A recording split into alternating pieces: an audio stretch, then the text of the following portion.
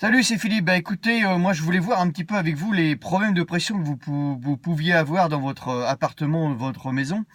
Donc alors, les problèmes de pression, d'où peuvent venir les problèmes de pression? Alors forcément, ça peut venir du réducteur de pression, si vous en avez un, qui se trouve plus ou moins défectueux parce que ça fait plusieurs années qu'il est installé, ou alors vous en avez pas du tout. C'est-à-dire que là, vous n'avez pas du tout de réducteur de pression et vous avez envisagé de prendre quelqu'un pour vous mettre un réducteur. Donc là, forcément, ça va entraîner bah forcément un coût sur le matériel, un coût sur la main-d'œuvre. Et voilà, donc vous n'avez pas envie de mettre de l'argent là-dedans. Et moi, j'ai une petite solution, j'ai une petite astuce pour vous empêcher de prendre quelqu'un pour vous faire ça. Donc alors, ce que vous allez faire, c'est vous avez sûrement une vanne après votre compteur. Vous avez votre compteur, puis une vanne pour fermer l'eau dans votre logement ou dans votre maison.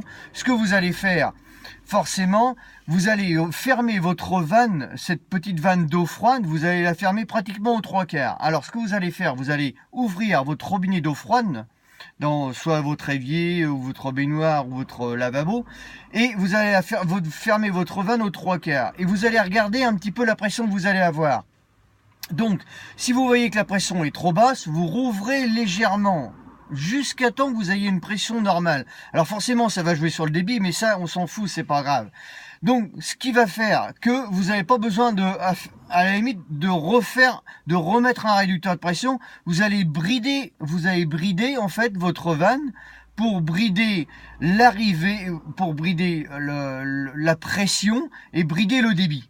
Donc du coup, ça va réduire un petit peu tout ça et vous allez avoir normalement une pression à peu près normale. Donc bon, vous pouvez rouler comme ça. Moi, je sais que chez moi, je roule comme ça parce que en fait, j'ai un réducteur de pression pour ma chaudière, mais j'en ai pas pour mon appartement, j'en ai pas pour ma maison plutôt.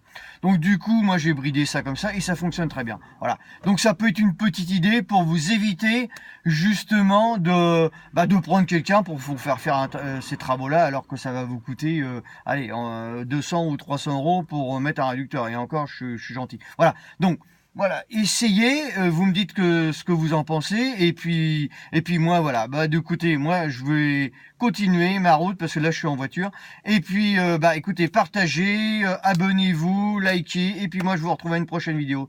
Ciao ciao.